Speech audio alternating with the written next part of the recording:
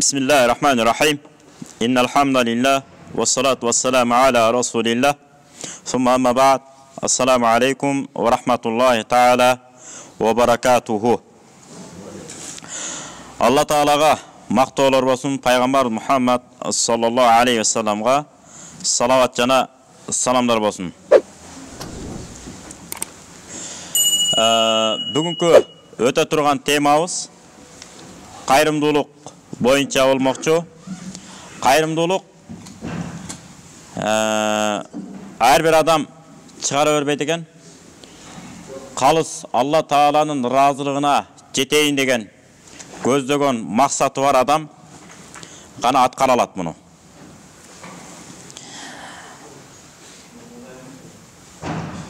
Bayağı İmam Müslim rivayet kılan hadis var emesmi? Afdalu salatil mar'i fi beytihi illa'l maktuba. Müslüman adamdın namazının en abzeli үйүндө okugan namazı. Bolgonu farz namazlar gana үйдө эмес, тескерисинче мечитте окуганы жакшыраак деп.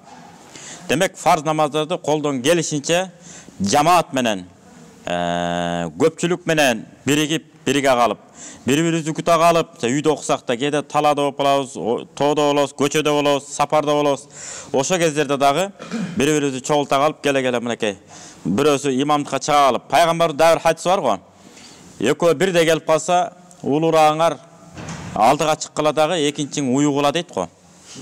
Ошондуктан ошо улураагы эгерде улусу билими анча эмес, бирок кичүүсү намаздын эрежелерин жакшы билсе, анда эмне кылыш керек? Кичүүсү өтө калыш керек.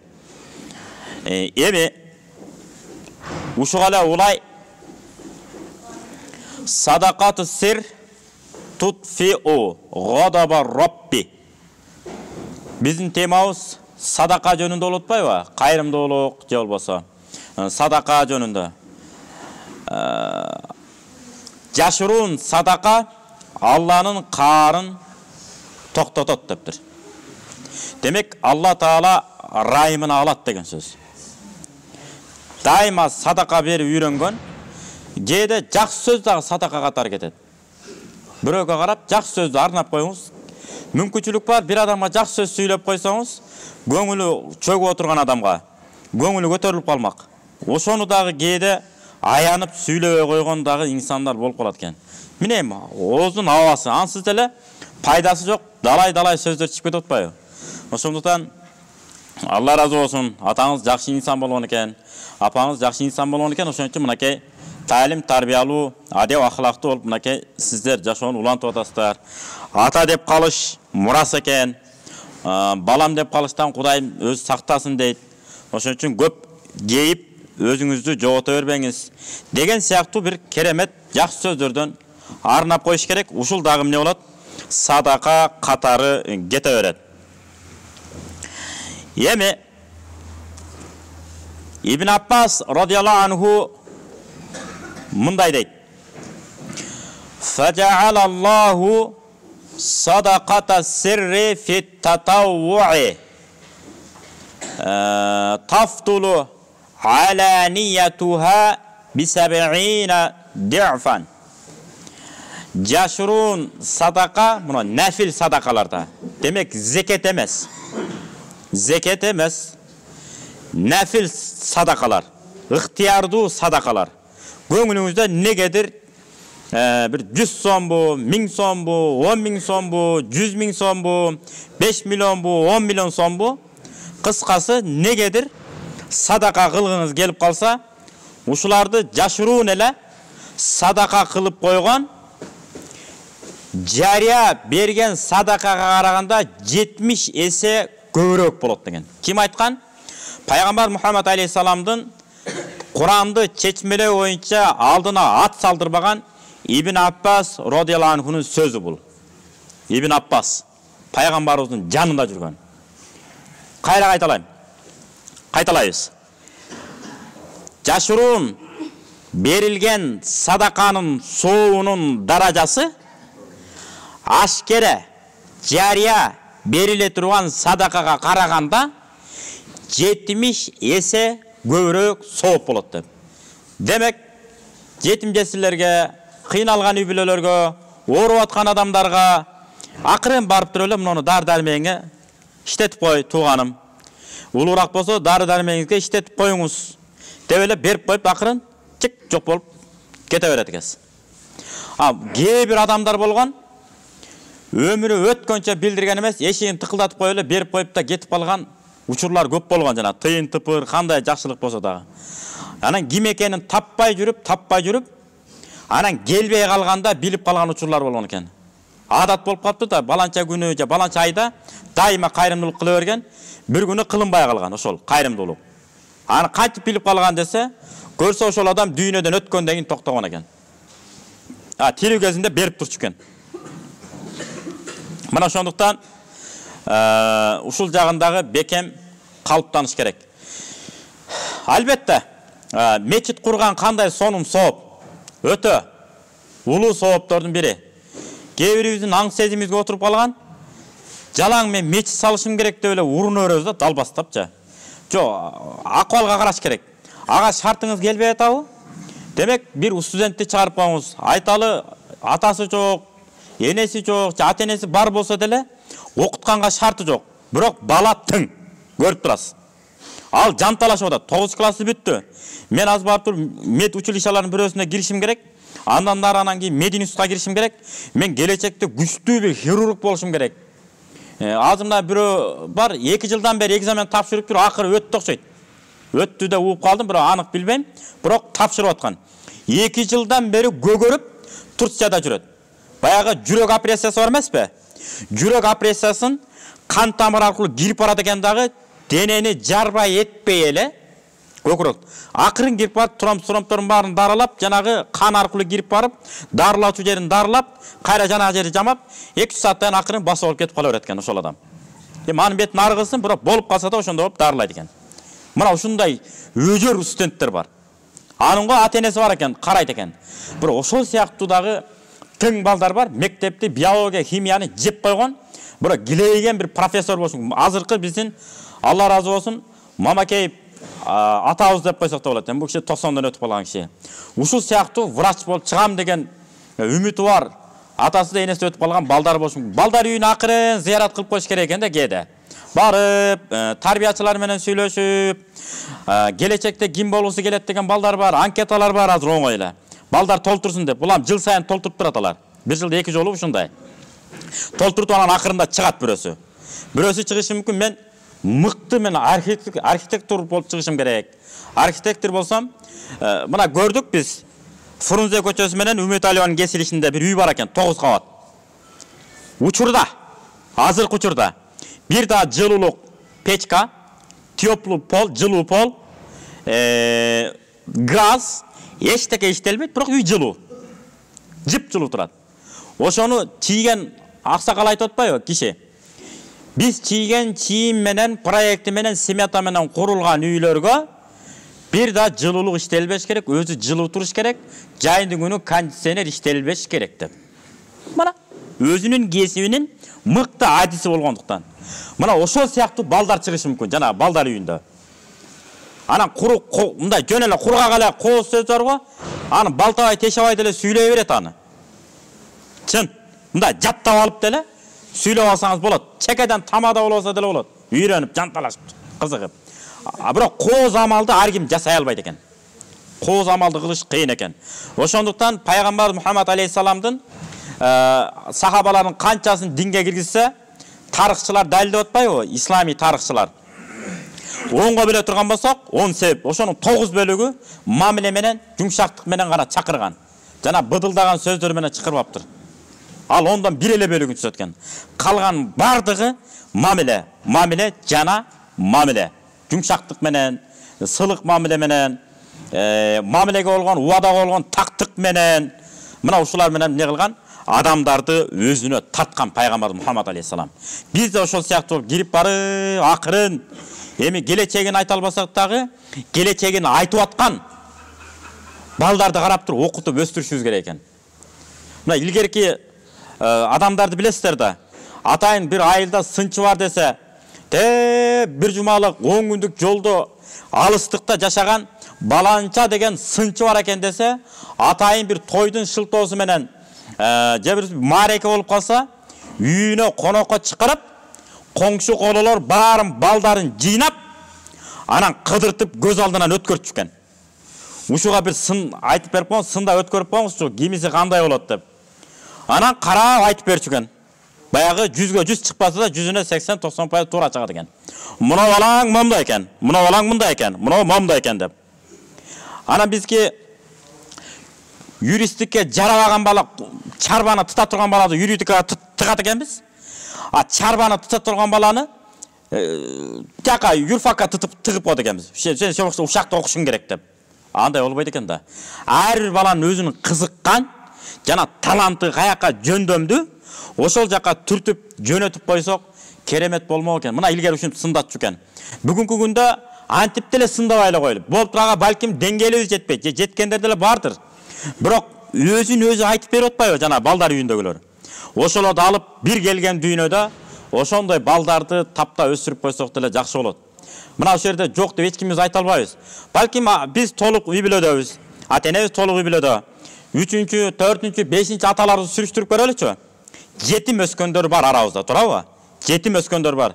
Жалгыз туяк калып, ошондон анан кийин биз уланган үй бүлөлөр да бар ошо арабызда, отурабыз, кээ бирибиз.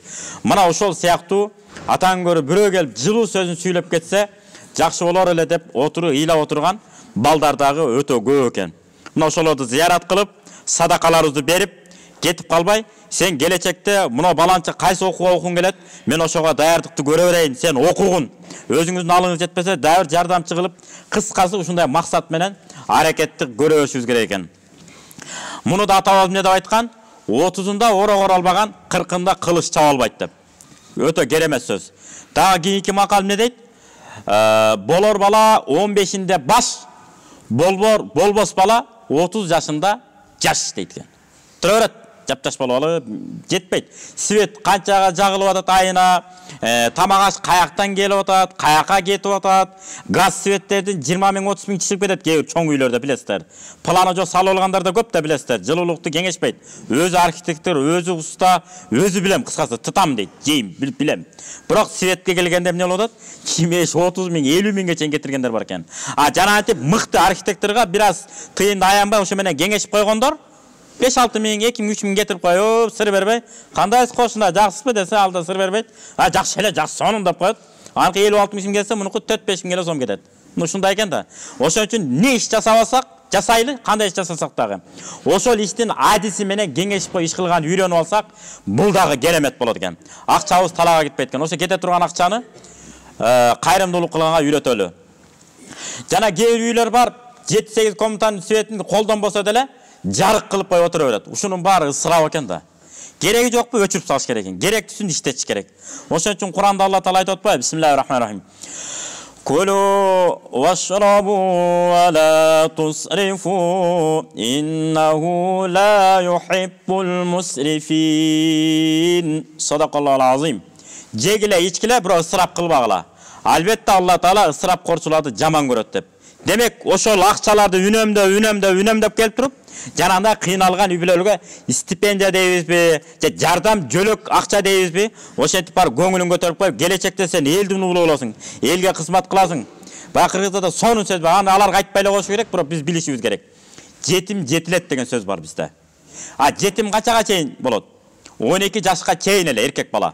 Кыз бала 9 жашка чейин эле айтылат. Андан кийин чоңойгондон кийин бүттү.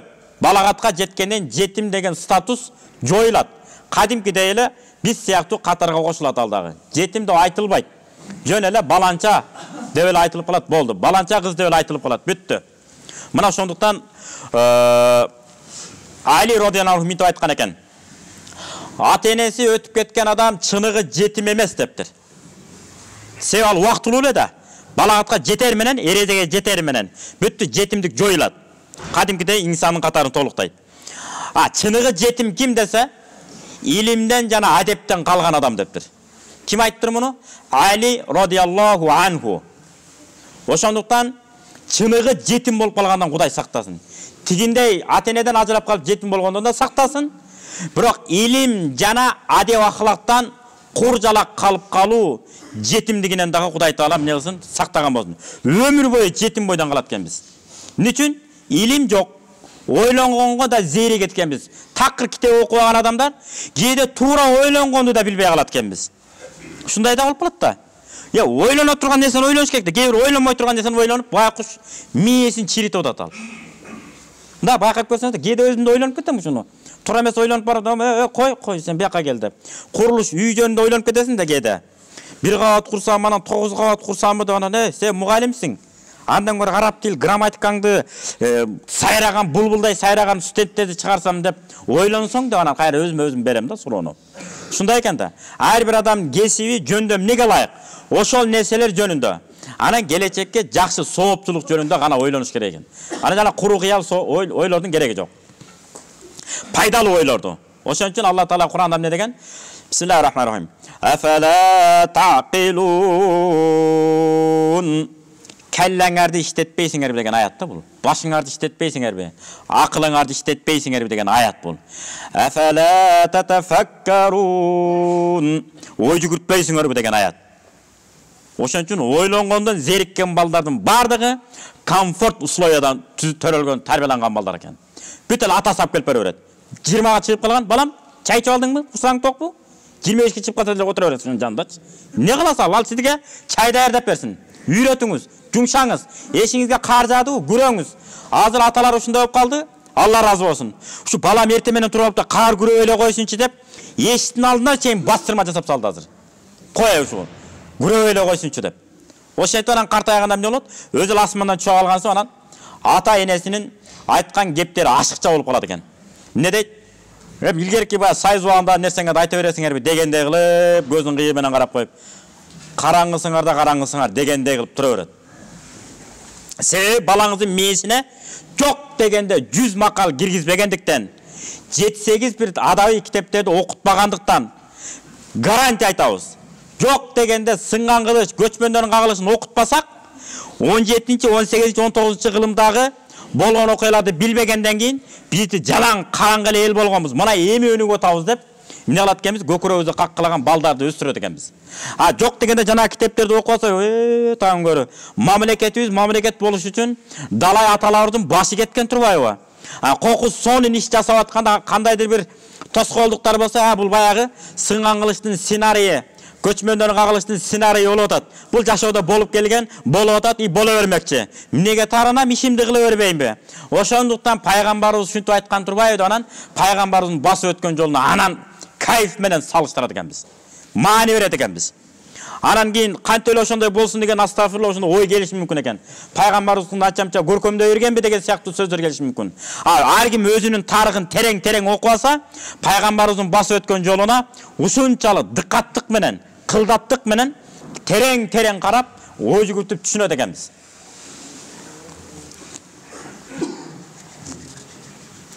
Эми дагы бир риваят бар дейт. Дагы бир риваят. Фарз садака. Бул деген сөз зекет. Кадимки зекетибиз. Бир жылда бир жолу берүүчү зекетибиз. Купуя берилгенге караганда жария берилгени 25 эсеге көбүрөөк сооп болот дептир. Нафил садака эмес, фарз садакаңыз, зекетиңиз. Айталы, сиз 10 миллион сом сода кыласыз, айлантасыз акчаңызды. Ошону 4кө бөлсөңүз канча болот? 10го бөлсөңүз 1 миллион сом, 10 миллион сомду мисалы. Аны 4кө бөлсөңүз 250 миң. Демек мынерге жамаат кайтат экенсиз. Урматтуу жамаат. Ана билинип калат өзү эле. Бая молдонун ким экени бисмилласынан дайын дегендей. Бисмилласынан эле билинип калат молдо ким экени. Бул эми салыштырмалуу айтылган да эми. Анысыгары ким кандай экенин да баскан тургандан сүйлөгөндөн билип койгон илгеркилер. Азыр билбей калдык. Эмне үчүн? Китеп окуу, эртемен кечки зикирлер, Курандан бүт алыс болуп калдык да, ошондуктан маңдайыбызда турган адамды да байкай алат экенбиз да кээде. Мына мен зекетимди чыгарайын деп атам. Молдаке, калыс Алла Тааланын ыраазылыгы үчүн. Гене ушу мечитибизде канча бай бар болсо, баарыбыз биригели дагы, мына мен зекетим. берген атам каяка берели жүргүлө деп туруп жанагындай кыйналып аткан үй бүлөнү мисал айталы подсамоделка деп коет экен го. Пайдубалын, дуалын, крышасын жаап берип коелу айнегесин. Калган өзү бүтүп алсын каалагандай. Мисал да. Иштесин дал деле. Мите алмауч озума түш деп жата бербей. Үйрөнүшүбүз керек экен ушуга негиз эле. Балык деле, башка деле бүт жаныбарлар карасаңыздар үйрөтөт. Акырын. Бүркүт деле ошондой деп атпайбы? Баласын ыргытат дейт. Бийиктен. Жерге тийин деген ана илип кетет экен. Учсун деп. Ана канаты толук пышкандай анан учуп калганда анан кое берет экен, эми кете береми деп. Учурат экен. Турмушка чыгаарда бүркүт кандай кылат дейт? Жана мүнүшкөрлөрдүн риваяты боюнча. Мүнүшкөр деп куш таптаганда да айтат. Кээ бир жаш балдар билбей калышы мүмкүн. Мүнүшкөр деп куш таптаганда да айтат. Саяпкер деп жылкы таптаганда да айтабыз, туурабы?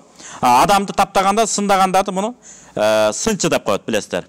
Толбай сынчы деген сыяктуу аталарыбыз өткөн, толтура.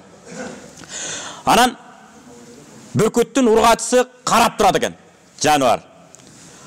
Таякты ыргытканда эркек бүркүттөр чыгат экен, жигит бүркүттөр да, жигиттер, үйлөнгүсү келген жигиттер. Учуп бая таякты жерге тиейин дегенде даана илгири илип кетет экен. Алапай шалапайлары бая алпык шалпык деп коет го, бизде катуу айтат. Ошондойлор ил албай калып кетет экен. Кимиси илип кеткен болсо, ушул эркек экен деп анан жанагы ургачы бүркүт жанагы илип кеткен жигит бүркүткө. Ушуга мен даярмын, өзү эле белгилүү болуп калат экен. Жана ил албай калган өзү эле дуктар түшүп кетип калат экен. Даярданып келели кой деп. Кайра даярданып келбесек болбойт депчи. Мына караңыздар. Аялды бияка эле коюңуз.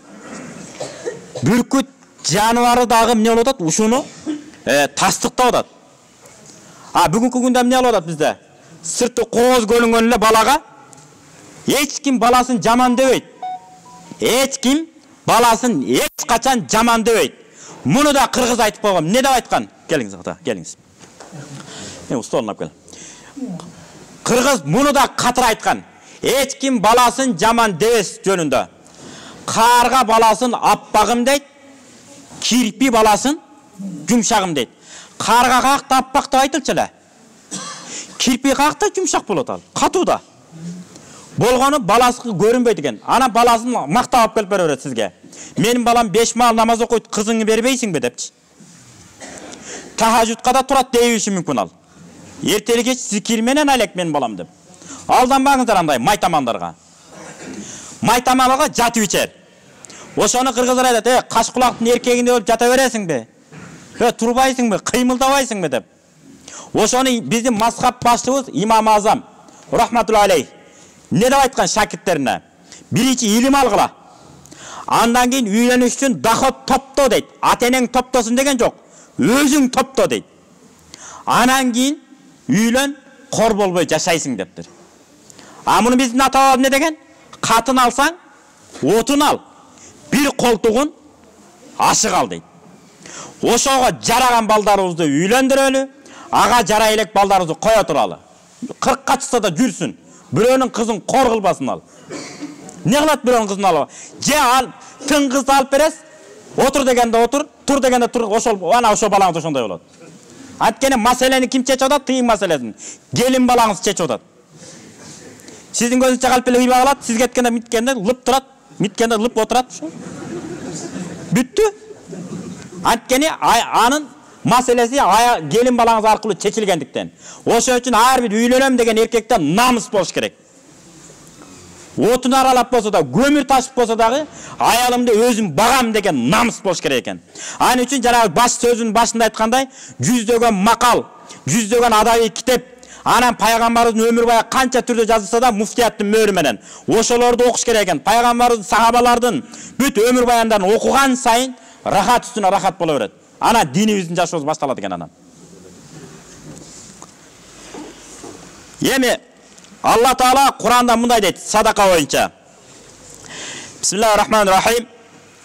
Ин тубудус садакати фани'махи ва ин тухфуха ва ту'ту'ал фуқара фахуа хайрул лакум ва юкаффиру анкум мин сайyi'atikum Vallahu bima ta'maluna habir.